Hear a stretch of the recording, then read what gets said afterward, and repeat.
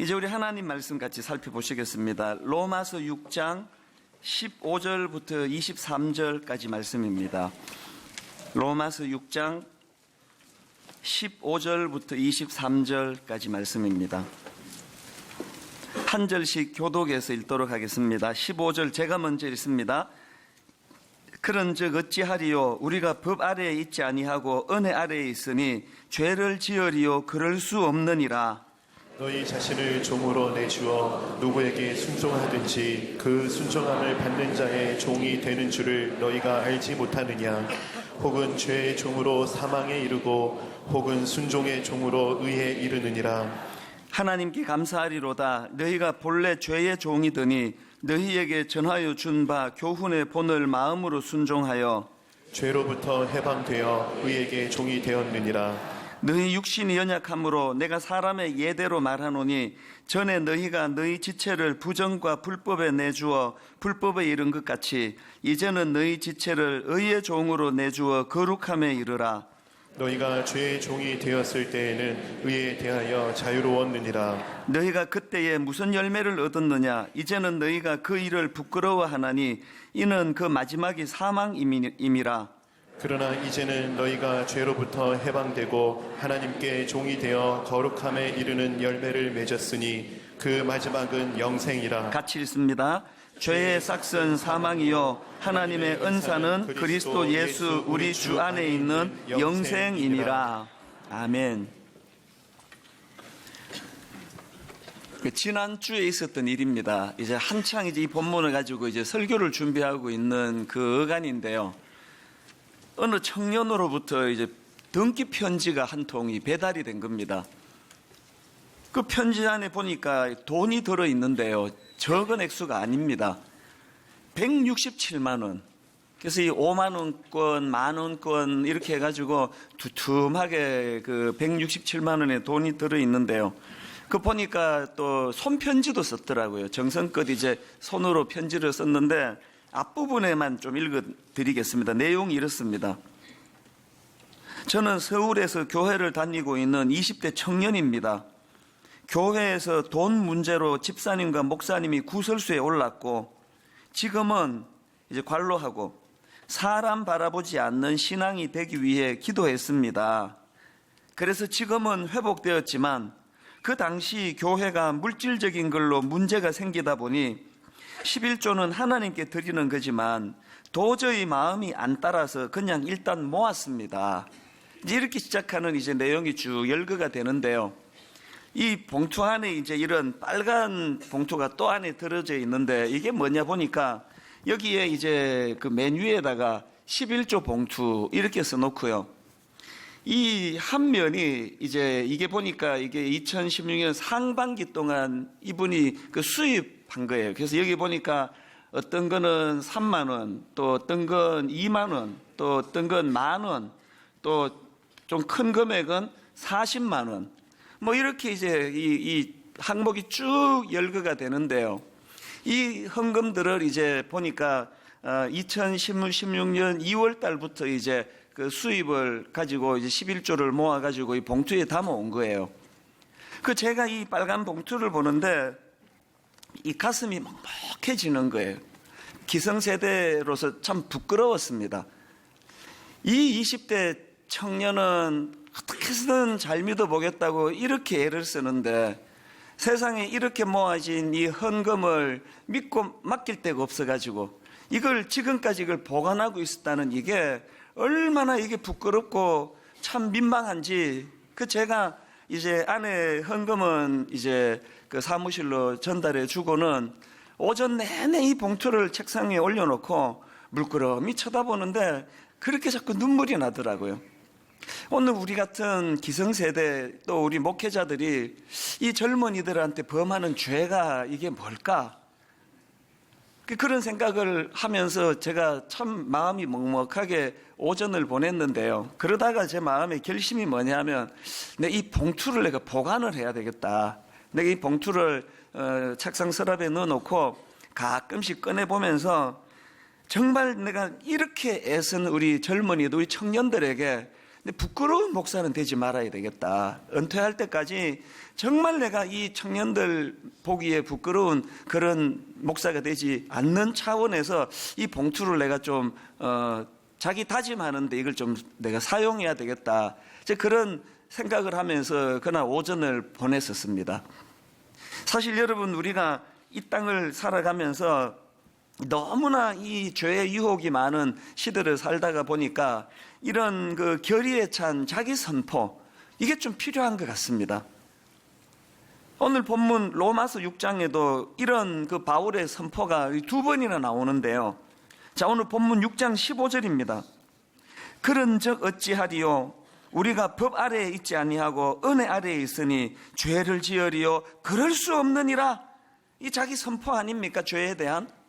이건 이미 그 앞에 6장 1절 2절에서 벌써 선포한 내용인데 반복한 거예요. 6장 1절을 한번 보십시오. 그런즉 우리가 무슨 말을 하리요? 은혜를 더하게 하려고 죄에 거하겠느냐? 그럴 수 없느니라. 죄에 대하여 죽은 우리가 어찌 그 가운데 더 살리요? 제가 이 봉투를 내가 좀 보관하면서 내가 가끔씩 꺼내보면서 내가 정말 부끄러운 목사가 되지 말아야 되겠다고 결단하는 이게 일종의 저 스스로를 향한 경고요, 또 자기 선언이라면 오늘 바울이 우리에게 보여주는 신앙의 모범이 뭡니까? 이 죄의 유혹이 많은 시대를 살면서 이제 하나님의 은혜 아래에 있는 우리는 죄에 대하여 더 이상 내가 끌려다니지 않겠다, 결코 그럴 수 없느니라, 이런 자기 선포가 필요하다는 거예요. 그래서 저는 오늘, 지난주에는 우리가 피 흘리기까지 죄의 유혹과 맞서 싸워야 한다, 이런 주제로 제가 말씀을 드렸다면, 이제 오늘은 한 걸음 더 나아가 가지고 그렇게 피 흘려 싸우기까지 죄와 맞서 싸워서 승리하는 그런 그리스도인의 삶을 살아야 되겠다, 이제 그런 주제로 이제 오늘 말씀을 좀 나눠보려고 하는데요. 자, 오늘 본문을 중심으로 해가지고 살펴보니까 우리가 이 죄와 싸워 이기기 위해서는 이 두 가지 사실을 꼭 기억해야 한다는 것을 제가 발견을 하게 됩니다. 자, 여러분, 우리가 죄와 싸워 이기기 위해서 기억해야 될 첫 번째가 뭐냐? 죄와 싸워 이기기 위해서는 이 신분의식의 회복이 필요하다는 거, 이 신분의식의 회복. 자, 본문 17절 18절입니다. 하나님께 감사하리로다. 너희가 본래 죄의 종이더니 너희에게 전하여 준 바 교훈의 본을 마음으로 순종하여 죄로부터 해방되어 의에게 종이 되었느니라. 바울이 갖고 있는 그 자기 그 정체성이 뭡니까? 내가 전에는 본래 나는 죄의 종이었는데 하나님 은혜로 이제 나는 죄로부터 해방되어 의에게 종이 되었다. 나는 의의 종이 된 사람이다. 이게 바울의 자기 신분의식 아닙니까? 이런 바울의 자기 정체성, 이 신분의식이 바울의 삶에 얼마나 큰 영향을 미쳤는지 앞에서 바울이 죄에 대해 가지고 결코 그럴 수 없느니라 단호하게 거부할 수 있는 힘, 이게 하나님의 자녀로서의 그 자기 정체성, 신분의식에서 나오는 힘 아닙니까? 뿐만 아니라 이 17절 18절에서 보여주었던 신분의식이 바로 그 다음 나오는 19절 하반절에서도요, 이제는 너희 지체를 의에게 종으로 내주어 거룩함에 이르라. 제가 새삼 발견하는 게요, 이 거룩이라는 거, 이게 뭐 결의해서 되는 거 아니에요. 이 거룩은 누구에게서 나오느냐? 나는 이제 더 이상 죄의 종이 아니다. 나는 하나님의 자녀가 되었다. 나는 거룩한 하나님의 백성이다. 이런 자기 정체성에서 나오는 게 거룩이라는 열매라는 것입니다. 그래서 저는 가끔씩 요한일서 3장 1절 말씀을 되뇌이곤 하는데요, 여기도 선포가 나옵니다. 보라, 아버지께서 어떠한 사랑을 우리에게 베푸사 하나님의 자녀라 일컬음을 받게 하셨는가? 우리가 그러하도다. 이게 자기 정체성 아닙니까? 온통 그냥 세속적인 가축 안에 물들어가지고 껍데기만 볼 수밖에 없는 이 세상 사람들은 나를 어떻게 보는지 몰라도 영안을 열고 볼 때 나는 십자가로 구원받은 하나님의 백성이다. 나 시시한 사람 아니다. 이 그 다음 말씀이 기가 막힙니다. 그러므로 세상이 우리를 알지 못함은 그를 알지 못함이니라. 오늘 적어도 우리한테 이런 그 자기 스스로에 대한 이 신분의식, 자기 정체성, 이런 건강한 자기 정체성이 있으면요, 뭐 일시적으로 좀 실패한 거, 일시적으로 좀 어려움에 빠지는 거, 경제적으로 좀 어려움을 겪는 거, 이런 것 때문에 자기 스스로를 그렇게 비참한 자리로 몰고 가지 않습니다. 지난주에 제가 말씀드렸던 그 삼손만 해도 그렇지 않습니까? 만약에 삼손이 이 바울이 가졌던 이런 신분의식을 가졌다면요, 나는 나실인이다. 하나님께서 내가 이 땅에 날 때부터 특별한 사명을 주시기 위하여 나를 이 땅에 보내주신, 나는 사명을 가진 존재다. 만약에 삼손이 그런 자기 정체성이 있었다면 그 들릴라라는 여자가 유혹할 때 그 넘어가겠습니까? 또 뭐 일시적으로 또 뭐 인간이라서 잠깐 넘어갔다 할지라도 그렇게 그냥 끝간데 없이 끌려가가지고 두 눈알이 뽑힐 때까지, 비참하게 인생이 그냥 몰락할 때까지 그렇게 끌려다녔겠냐고요. 그럴 수가 없습니다. 그렇기 때문에 우리가 자꾸 우리 스스로에 대하여 이 내 정체성, 나는 하나님의 사람이다. 그런 면에서 저는 우리 그 부교육자들에게도 요구하는 게 있고요. 또 제 스스로도 그렇게 마음에 담고 늘 되뇌이는 영어 단어가 하나 있는데, 디그니티라는 단어. 저는 이 단어를 굉장히 소중히 여기거든요. 이 디그니티라고 하는 이 단어는 우리말로 하면 품위, 또 자존감, 이런 뜻이에요. 제가 왜 이 디그니티라는 이 단어를 그렇게 소중히 여기겠습니까? 자기 정체성 아닙니까? 내가 적어도 하나님의 종으로 말씀을 전하는 그런 거룩한 직분을 부여받았는데, 이 자기 정체성이라는 거예요. 이 뭐 밥은 굶어도 이거 놓치면 안 되는 거 아닙니까? 그 제가 잘 아는 어느 권사님이 있는데요. 이 권사님이 그 젊은 시절에 이제 그 목사님에게 좀 그 실망했던 이야기를 해주는 걸 내가 들었습니다. 그 80년대는 뭐 집에 차가 뭐 거의 없거나 있으면도 한 대밖에 없고 이런 시대다 보니까 여성분들이 이제 자가 운전을 거의 하지 않던 시대인데요. 이제 이분은 그 자가용을 몰고 다녔습니다. 그러니까 이제 교회에서 무슨 부흥회가 있었는데 담임 목사님이 부탁을 한 거예요.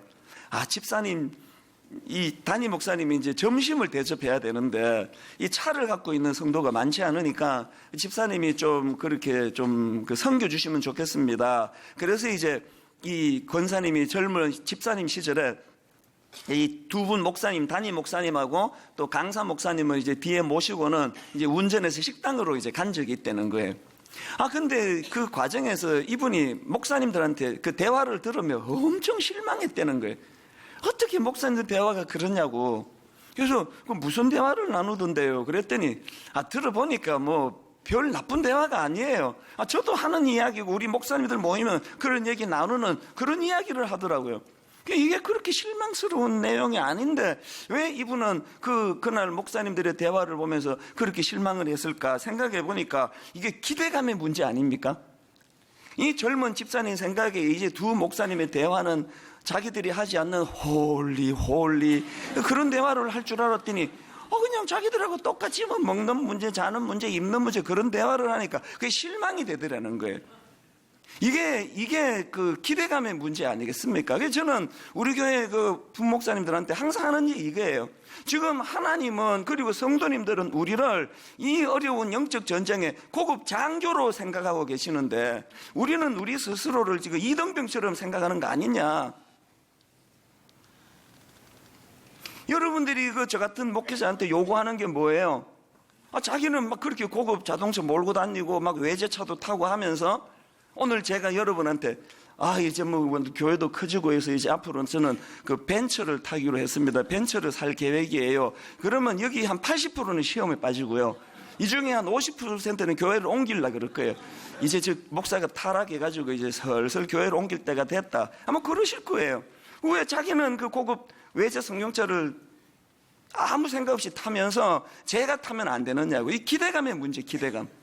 우리는 이 세상에 이렇게 살아가도 목사님은 안 그랬으면 좋겠다. 그 기대 아닙니까? 여러분이 지금 저한테 뭘 바라세요? 좋은 차 타도 안 된다. 명예를 탐해도 안 된다. 여성을 향해 눈길도 줘서는 안 된다. 이 모든 걸 여러분이 저한테 요구한다면 아셔야 되는 게 세상 사람들이 여러분에게 요구하는 게 그거랑 똑같다는 걸 아셔야 돼요. 사실 여러분 우리 그리스도인들이 유난히 인간 말종들만 모이는 건 아니잖아요. 근데 아무리 봐도요, 여기 오신 분들 보면은 세상 사람들보다 도덕적으로 다 평균 이상이에요. 아닌 분이 한 2분 계시긴 한데, 아마 분명히 아마 표본 조사에 보면은요, 예수 믿는 사람이 세상 사람들보다 더 그렇게 손가락질 받을 만큼 아주 부도덕하지 않습니다. 그런데 왜 이렇게 죽도록 욕을 먹느냐고요. 왜 이렇게 죽도록 욕을 먹느냐? 이게 기대치의 문제예요, 기대치. 우리는 예수 믿는 사람은 밥 안 먹고 사나? 돈 안 필요하나? 그러고 우리는 그렇게 사는데요. 세상 사람들은 우리를 향해서 네가 그리스도인이면 우리랑 좀 달라야 되는 거 아니냐. 이 신분의식의 문제거든요.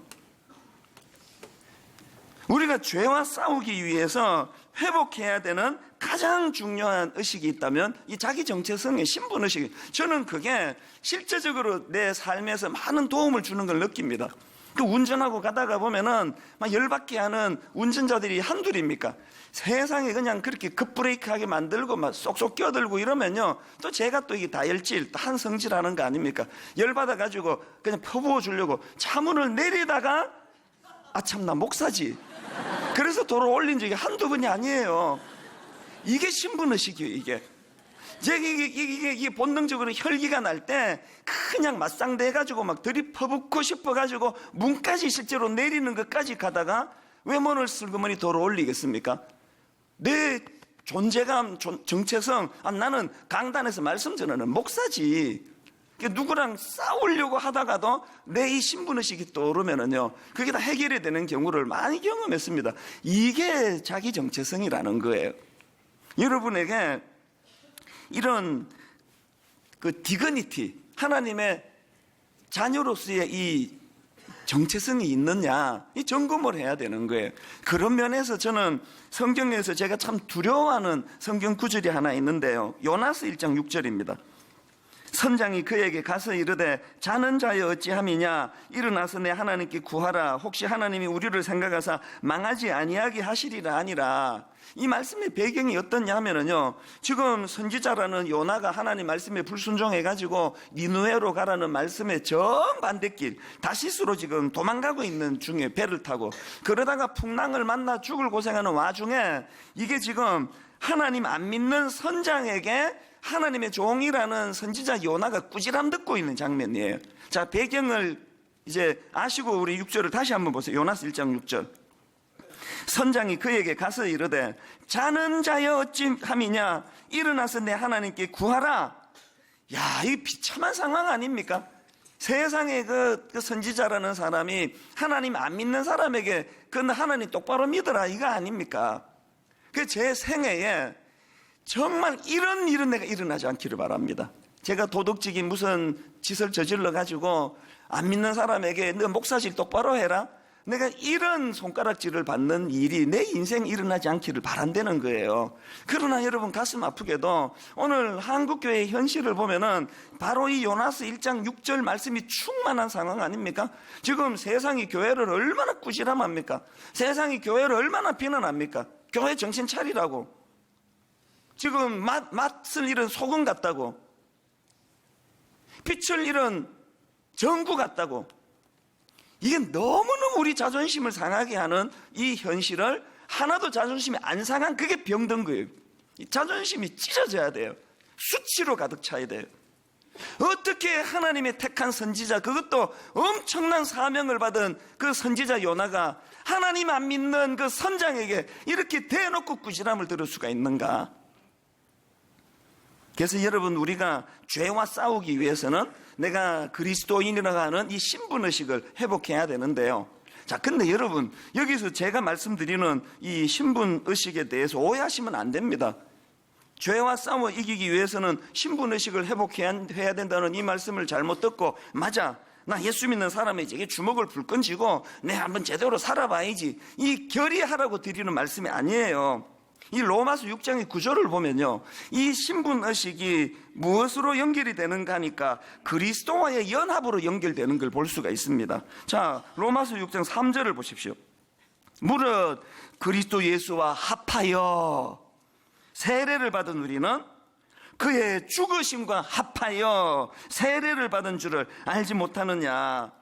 여러분, 내가 그리스도의 십자가로 하나님의 자녀가 되었다는 이 신분의식이 회복되었다는 말씀은 이제 더 이상 그 죄와 나 홀로 싸우는 인생이 아니라 날 위해 십자가 지신 예수 그리스도와 연합하여 그분과 함께 싸우는 인생이 되었다는 걸 인식하는 삶, 이게 우리 정체성의 문제예요. 여러분, 그리스도와의 연합이 뭡니까? 로마서 6장에서 강조하는 그리스도의 연합이라는 것은 예수님께서 십자가 지시는 걸로 우리 죄 문제를 위하여 난 너희들을 위하여 십자가를 내가 져주마. 그리고는 십자가에서 그 고통을 다 감당하시고 그렇게 죽으시고는 난 내 할 일 다 했다. 나 간다. 이제 니들이 알아서 해라. 이렇게 하지 않으시고 십자가에서 죽으신 그리스도께서 오늘 우리와의 이 신비로운 연합을 통해 우리 안에 내주하고 계시고 우리와 함께 이 죄와 싸우는 일을 오늘도 주님께서 그 일에 우리와 함께 하신다는 거예요. 그래서 이 그리스도의 연합이라는 교리를 잘 이해하려면요, 이 그리스도와의 연합에는 성령님이 일하심이 계세요.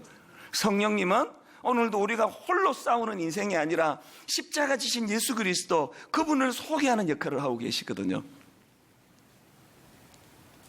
우리가 강도짓을 해서 죄인이 아니고요, 이 하나님 주신 이 놀라운 이 시스템을 무시하고 예전 습관 그대로 나 혼자 살아가는 인생으로 살아가는, 이게 죄라는 거예요. 지금 우리 대통령이 5%까지 지금 지지도가 내려갔더라고요. 이게 지금 온 국가적인 위기예요. 이 지금 국민들이 대통령을 지도자로 인정을 안 한다 하면은 이제 그 공백을 어떻게 메꾸느냐고요. 근데 여러분, 가만히 한번 생각을 해보세요. 왜 이렇게 국민들이 지금 분노하느냐고요. 어떤 의미에서는 그 이상으로 국민들이 실망하는 게 뭐냐? 국민들이 대통령으로 뽑고 나라를 위해 일하도록 하면서 청와대 시스템을 만들어줬잖아요. 수많은 고급 인재들을 참모로 또 헬프하는 많은 일꾼들로 보내줘가지고 시스템을 구축해 줬는데, 이 대통령께서 가슴 아프게도 이 공식적인 이 시스템을 활용하지 않고 최순실이라고 하는 한 개인 비선을 통해서 일한 것들이 이게 가장 큰 문제라는 거예요. 최순실이라는 사람이 얼마나 문제가 많고 저지르고는 그 다음 문제예요. 오늘 우리가 이런 사건들 앞에서 영적으로 우리 자신을 돌아봐야 되는 게 뭐냐? 하나님께서 지금 그리스도와의 연합이라고 하는 이 아름다운 영적 시스템을 우리에게 주셨는데, 우리는 그걸 활용하지 않고 그걸 무시하고 난 나를 믿어, 나 이 시스템 필요 없어, 혹은 엉뚱한 잘못된 어떤 그런 세상의 잡신을 의지하고 그와 손을 잡고 노력을 하고 일하고 한다면은 그게 죄라는 거예요. 오늘 우리가 국가적으로도 우리 기도해야 되는 게 뭐예요? 하나님, 그 청와대에도 예수 믿는 사람 많을 텐데 정말 고급 인재들이 이 국가를 위하여 일할 수 있도록 인재들이 제대로 등용이 되고, 그런가 하면은 그 젊은 인재들이 마음껏 국가를 위하여 일할 수 있도록 이 시스템이 가동이 되도록 그 기도를 해야 되는 거 아닙니까? 아울러 영적으로도 마찬가지예요.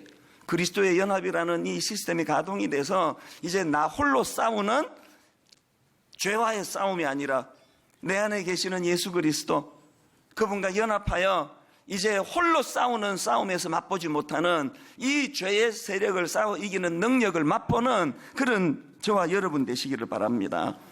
그래서 이 성경에 보면요, 그리스도인들의 자기 정체성을 설명하는 구절이 굉장히 많습니다. 자, 갈라디아서 2장 20절을 보십시오. 내가 그리스도와 함께 십자가에 못 박혔나니 그런즉 이제는 내가 사는 것이 아니요 오직 내 안에 그리스도께서 사시는 것이라. 그리스도와 연합 아닙니까? 이제 내가 육체 가운데 사는 것은 나를 사랑하사 나를 위하여 자기 자신을 버리신 하나님의 아들을 믿는 믿음 안에서 사는 것이라. 심지어는 빌립보서 1장 1절에 보면은 바울이 믿는 사람을 어떻게 규정하느냐? 자, 1장 1절을 보십시오. 그리스도 예수의 종 바울과 디모데는 그리스도 예수 안에서 빌립보에 사는 모든 성도와 또한 감독들과 집사들에게 편지하노니, 여기 보니까 바울이 성도를 어떻게 규정합니까? 그리스도 예수 안에서 예수와 함께 사는 존재, 이렇게 규정을 짓는 거 아닙니까? 그래서 내가 하나님의 자녀가 되었다는 내 이 신분의식이 확인되는 순간 내 안에 시스템이 바뀌어져야 돼요. 홀로 운영하는 인생길이 아니라 내 안에 계시는 그리스도와의 연합, 그리스도와 더불어 그리스도와 함께 십자가를 졌고 그리스도와 함께 살아났으며 그리스도와 함께 죄와 더불어 싸우는 그런 믿음의 성도님들이 되시기를 바랍니다. 자, 그런가 하면은 두 번째로 죄와 싸워 이기기 위해서 하나 더 기억해야 되는 게 뭐냐? 이 결과의 심각성을 직시해야 한다는 사실입니다. 오늘 본문에서 강조하는 게 뭡니까? 하나님이 우리에게 자유의지를 주셨다는 거예요. 얼마나 감사한 일입니까? 하나님은 우리를 그저 로봇 취급하지 않으세요. 니들은 생각도 하지 말고 아무것도 꿈도 꾸지 말고 그냥 그 태역 감아주면 움직이는 로봇처럼 살아라, 이렇게 하질 않고 우리를 인격적으로 대해 주셨어요. 바로 그게 19절에 나오는 내용입니다. 19절을 보십시오. 너희 육신이 연약함으로 내가 사람의 예대로 말하노니 전에 너희가 너희 지체를 부정과 불법에 내주어 불법에 이른 것 같이 이제는 너희 지체를 의에게 종으로 내주어 거룩함에 이르라. 여러분, 여기 두 번에 걸친 내주어가 뭘 이야기합니까? 선택권을 줬다는 거예요. 우리가 악을 선택해가지고 죄의 자리에 빠지든지 우리가 의를 선택해가지고 하나님의 자녀다운 삶을 살든지 모든 권한은 우리에게 주셨는데 중요한 게 뭐예요? 네가 선택하되 네 선택한 거에 대한 책임도 네가 져라요. 이 굉장히 중요한 영적인 원리예요. 그래서 저는 전도서 11장 9절 우리 젊은이들에게 이 구절을 내가 소개하고 싶습니다. 이 젊은 시절에 여러분 전도서 11장 9절을 보십시오. 청년이여 내 어린 때를 즐거워하며 내 청년의 날들을 마음에 기뻐하여 마음에 원하는 길들과 내 눈이 보는 대로 행하라. 그러나 하나님이 이 모든 일로 말미암아 너를 심판하실 줄 알라. 이 균형을 잘 잡는 게 청년들이 해야 되는 일이에요.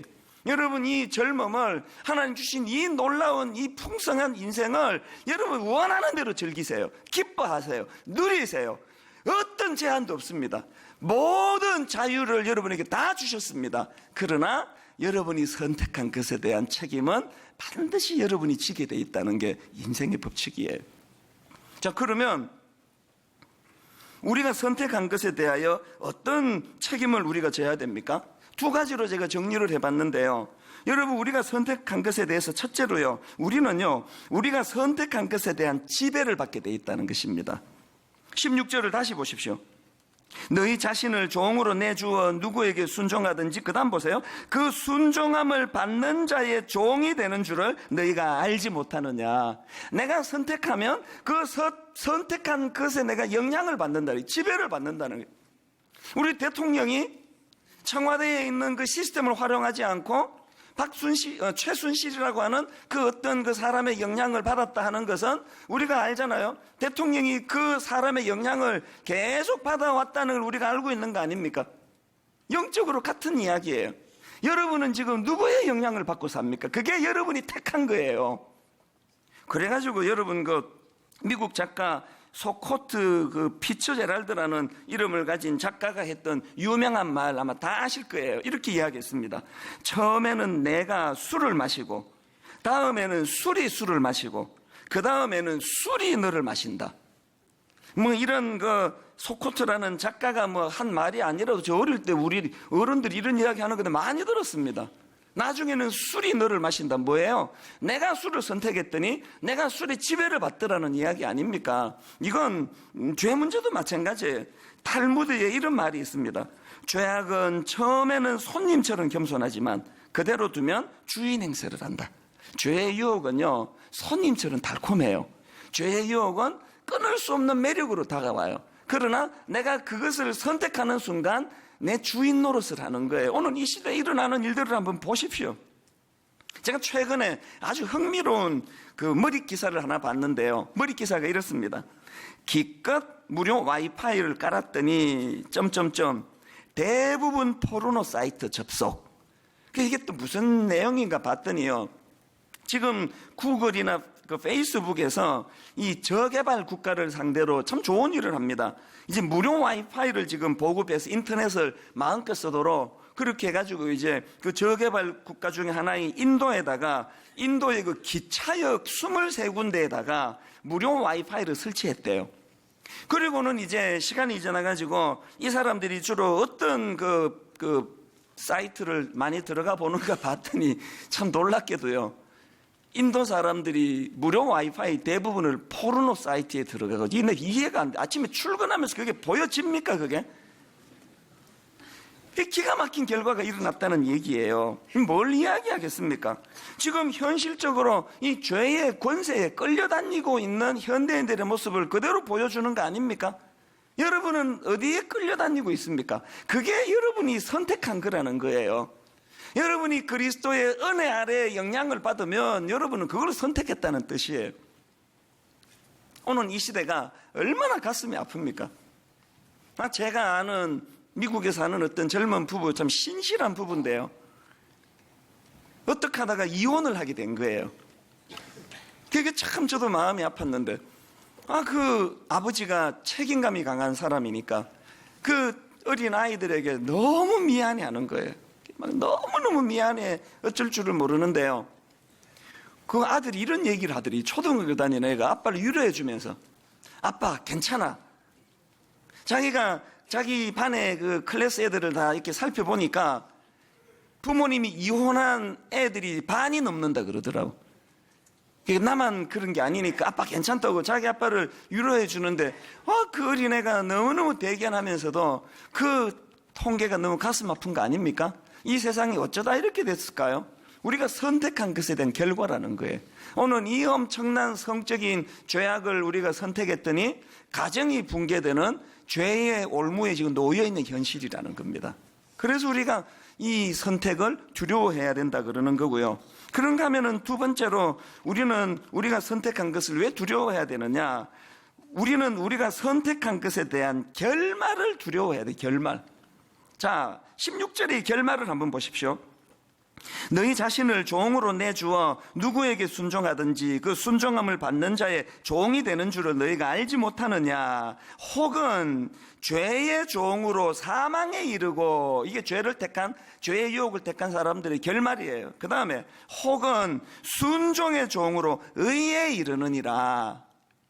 또 21절, 22절. 너희가 그때에 무슨 열매를 얻었느냐? 이제는 너희가 그 일을 부끄러워하나니 이는 그 마지막이 사망임이라. 그러나 이제는 너희가 죄로부터 해방되고 하나님께 종이 되어 거룩함에 이르는 열매를 맺었으니 그 마지막은 영생이라.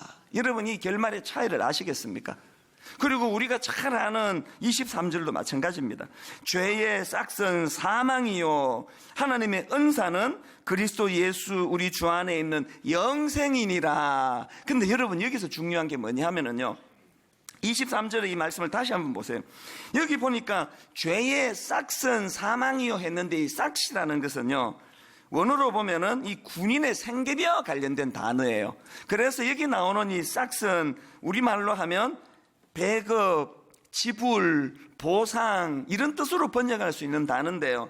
그러니까 여기 나오는 싹시라는 단어는 이 명령에 순종한 대가로 주어지는 결과물이라는 거예요. 내가 죄에게 순종하면 사망이라는 결과물이 나온다. 내 행위의 대가가 나온다. 그런데 그 다음 나오는 이 하나님의 은사는 그리스도 예수 우리 주 안에 있는 영생이니라 할 때, 이 하나님의 은사는 영어 성경으로 보니까 gift라는 단어를 쓰는 거예요. The gift of God. 지금 앞에는 싹시라는 그 행위의 대가 지불이라는 단어를 사용하는데, 영생을 설명하는 데는 왜 gift라는 단어를 쓰고 있는가? 이게 너무나 중요한 말씀이에요. 내가 의의 종이 된 것, 하나님이 나를 의의 종으로 삼으신 것도 싹수로 얻은 게 아니라 선물로 얻게 됐다는 것. 그 결과로 내가 영생을 얻게 된 이것도 내 행위의 결과 싹수로 얻은 게 아니라 선물로 얻게 됐다는 거예요. 자, 이걸 정리하는 게 왜 중요한지 아시죠? 여러분, 내 어떤 행위로 얻게 된 구원이라면 뺏길 염려가 있습니다. 행위 나빠지면 뺏기는 거 아닙니까? 내 행위와 상관없이 자격 없는 자에게 선물로 주신 구원의 은혜이기 때문에 여러분, 이런 걸 의식하고 죄와 싸운다 할 때 뭐가 달라지겠습니까? 뭐가 달라지겠습니까? 내 궁극적인 종착지, 내 마지막은 영생을 얻는 하나님의 자녀가 되는 변함없는, 변치 않는 은혜의 자리로 나는 들어가게 되었다는 이 확신을 가지고 죄와 싸운다 할 때는, 그래서 저는 이 설교를 준비하면서 그 찬양의 노래만 한 구절이 머릿속에 맴도는 거예요. 때로는 넘어져도 최후 승리를 믿노라. 오늘 현실의 나 자신을 보면 참 부끄러운 거, 초라한 거, 죄에 넘어지고 부끄럽고 이런 것들이 많지만, 그러나 이런 초라한 내가 확신할 수 있는 건 뭡니까? 때로는 넘어져도 최후 승리를 믿노라. 이 확신을 가지고 죄와 싸워 나간다고 한다면 얼마나 우리 삶에 확신이 달라지겠냐는 그 얘기예요. 그래서 저는 영적으로 죄와 싸울 때 이 로마서 8장 37절부터 이게 꼭 기억하셔야 될 말씀입니다. 자, 로마서 8장 37절을 보십시오. 그러나, 여러분 여기 나오는 그러나는 그 앞에 나오는 35절 36절을 바치는 말씀 아닙니까? 누가 우리를 그리스도의 사랑에서 끊으리요? 환난이나 공고나 박해나 기근이나 적신이나 위험이나 칼이라. 기록된 바 우리가 종일 주를 위하여 죽임을 당하게 되며 도살당한 양같이 여김을 받았나이다 한 것 같으니라. 그러나 이 모든 현실에 때로는 넘어져 엄청난 그 죄의 파상 공격 앞에 비참하고 초라한 자리에 빠져 있다 할지라도, 그러나 이 모든 일에 우리를 사랑하시는 이로 말미암아 우리가 넉넉히 이기느니라. 이 확신을 어떻게 가지게 됐느냐? 내 싹수로 얻게 된 구원이 아니라, 내 행위의 결과로 얻게 된 구원이 아니라 하나님의 기프트, 하나님의 선물로 얻게 된 구원이기 때문에, 그래서 여러분 그 다음부터 보십시오. 뭐를 확신하느냐? 내가 확신하노니 사망이나 생명이나 천사들이나 권세자들이나 현재의 일이나 장래의 일이나 능력이나 높음이나 깊음이나 다른 어떤 피조물이라도 우리를 우리 주 그리스도 예수 안에 있는 하나님의 사랑에서 끊을 수 없으리라. 오늘 우리가 여러분 이 하나님 앞에서 확신을 갖고 싸운다 할 때, 내 현실은 부끄럽지만, 내 현실은 초라하지만, 그리고 이 확신을 가지고 나아간다 할 때 우리의 이 기대감, 여러분 제가 이 빨간 봉투를 손에 들고 내가 이걸 한 번씩 꺼내보면서 우리 젊은이들 앞에 절대 내 부끄러운 목사가 되지 않겠다는 이런 소망을 가지고 제가 죄와 싸운다 할 때, 이것이 저에게 얼마나 드라마틱한 내 인생의 기쁨이 되겠냐고요. 저는 여러분 안에 싹수로 얻은 구원이 아니라 자격 없는 자에게 주신 하나님의 선물, 십자가를 통해 얻게 된 영적인 선물을 확신하고 최후 승리를 믿노라 확신하는 그런 저와 여러분 되시기를 바랍니다. 제가 지난주에 이 죄와의 전쟁을 선포하는 출정식이면 좋겠다고 말씀을 드렸는데요, 정말 우리 삶에 출정식이 벌어지면 좋겠습니다. 무슨 전의를 상실했는지 모르지만 우리 다시 한번 힘을 얻어 이제 한번 내가 하나님 내 죄와 싸워 이기기를 원합니다. 이런 결단으로요. 여러분 이 찬양 다 아시죠? 세상의 유혹 시험이 내게 몰려올 때에 나의 힘으론 그것들 모두 이길 수 없네. 이게 현실 아닙니까? 거짓과 속임수로 가득 찬 세상에서 어디로 갈지 몰라 머뭇거리고 있네. 이 답답한 현실에서 우리가 싹수로 얻은 구원이 아니라 하나님의 선물, 은혜로 얻은 구원을 확신하고 예수 그리스도를 바라볼 때 그리스도와의 연합, 주님이 힘 주실 줄로 믿습니다. 우리 찬양같이 힘을 얻어서 이렇게 찬양합니다. 세상의 유혹 시험이 내게 몰려 나의 힘으로 그것들 모두 이길 수 없네. 거대한 폭풍 가운데 위축된 나의 영혼, 어찌할 바를 몰라 헤매이고 있을 때, 여러분 그럴 때 주님을 바라봅니다. 주를 찬양, 손을 들고 찬양. 전쟁은 나에게 속한 것 아니니 주를 찬양,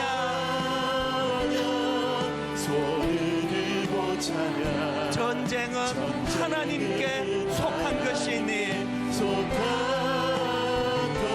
거짓 거짓과 속임수로 가득 찬 세상에서 어디로 갈지 몰라 머뭇거리고 있네. 공중의 권세 잡은 자, 지금도 우리들은 실패와 절망으로 넘어뜨리려 하네. 여러분, 이럴 때 어떻게 해야 됩니까? 주님을 찬양합니다. 주를 찬양, 손을 들고 찬양.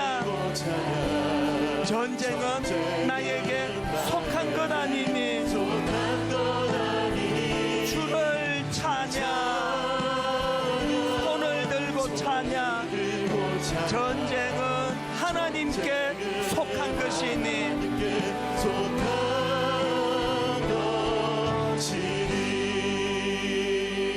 여러분, 이 3절의 가사가 이렇습니다. 주위를 둘러보면 아무도 없는 듯. 오늘 여러분, 그 엘리야와 같이 낙심이 되는 게 이거 아닙니까? 이 엄청난 세속의 물결 앞에 목사고 장로고 권사고 할 거 없이 그 주위를 둘러보면 참 내 믿음의 이 영적 싸움에 용기를 주는 사람이 없어 낙심이 된다 할 때에 주위를 둘러보면 아무도 없는 듯. 그러나 믿음의 눈을 들면 보이는 분 계시네. 누가 보인다고요?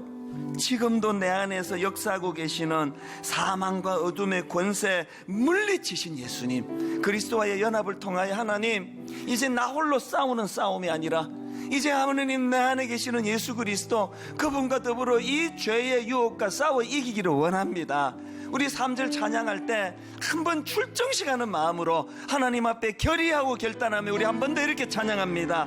주위를 둘러보면 아무도 없는 듯. 주위를 둘러보면 아무도 없는 듯. 믿음의 눈을 들면 보이는 분 계시네. 보이는 분 계시네. 지금도 내 안에서 역사하고 계시는 사망과 어둠의 권세 물리치신 예수님, 그 주님을 찬양합니다. 주를 찬양, 손을 들고 찬양. 전쟁은 나에게 속한 것 아니니 주를 찬양, 손을 들고 찬양. 전쟁은 하나님께 속한 것이니 이 믿음 더욱 굳세라.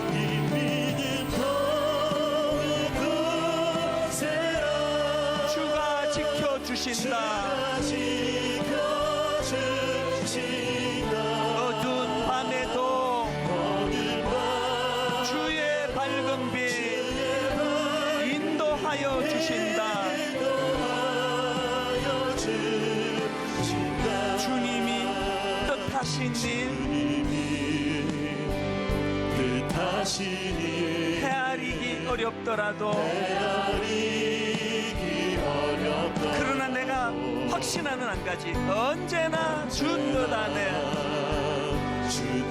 내가 있음을 아노라.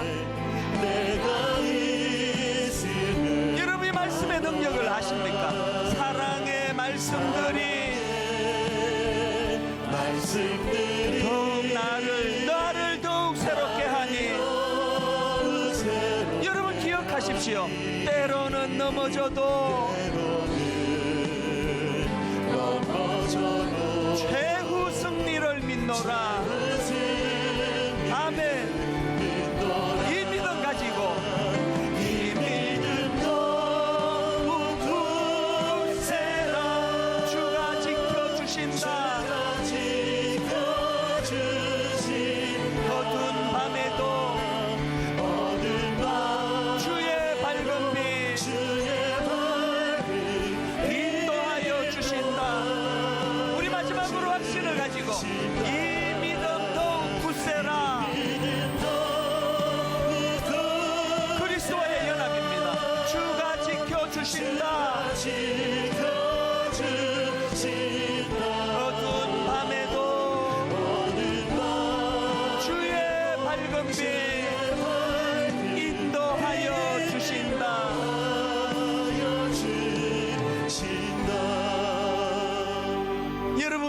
정체성을 회복하고 우리 한 번 더 전의를 불태우지 않겠습니까?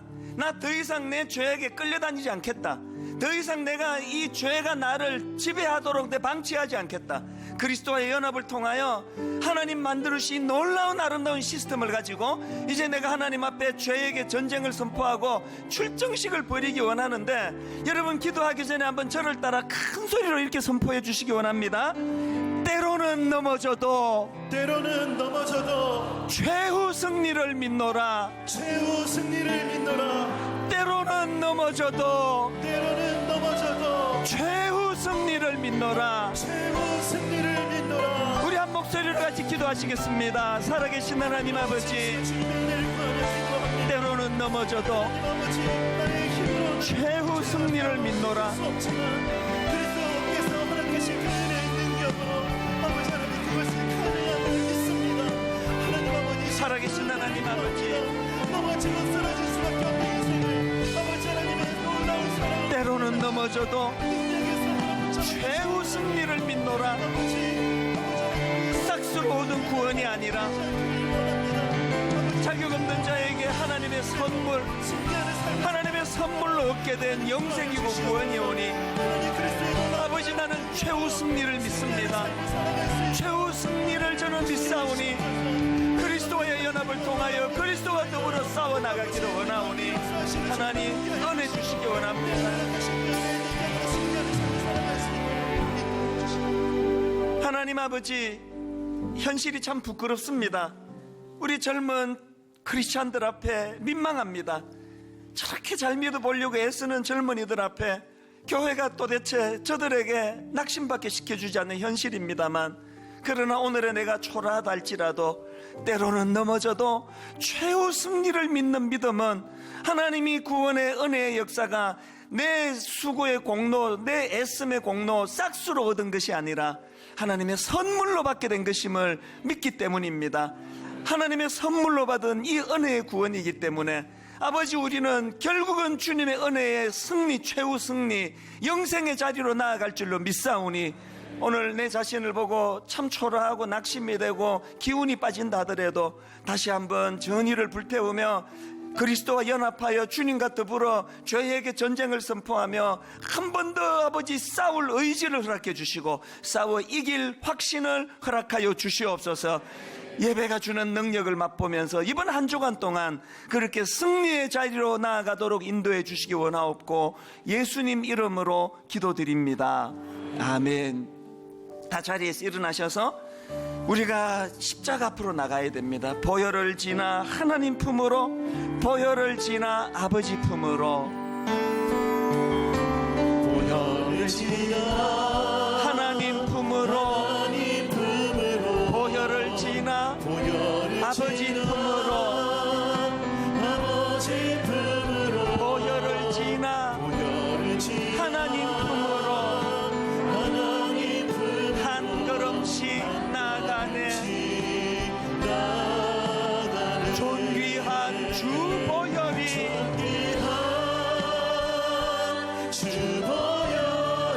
내 영을 새롭게 하시네. 존귀한 주 보혈이 내 영을 새롭게 하네. 우리 한 번 더 이렇게 선포합니다. 보혈을 지나 하나님 품으로, 보혈을 지나 아버지 품으로, 보혈을 지나 하나님 품으로 한 걸음씩 나아가네. 우리가 확신해야 되는 한 가지, 존귀한 주 보혈이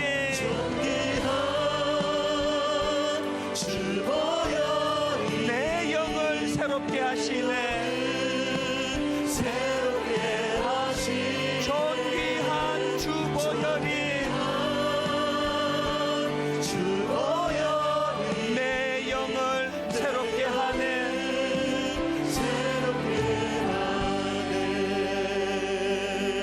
이 한 주간 동안 이 십자가 보혈의 능력을 맛보고 경험하고 누리는 아름다운 한 주간 되도록 인도하여 주시옵소서. 우리 주 예수 그리스도의 은혜와 하나님 아버지의 다함없는 사랑과 성령님의 감동, 감화, 위로, 교통, 충만하심의 역사가 보혈을 지나 이 혼미한 이 시대 소망 되신 예수 그리스도 의지하며 하나님 앞으로 나아가 거룩한 영적 전쟁에서 싸워 이겨 승리하기로 다짐하며 예배하는 모든 주의 자녀들 머리 위에 지금부터 영원토록 함께 하시기를 간절히 축원하옵나이다. 아멘.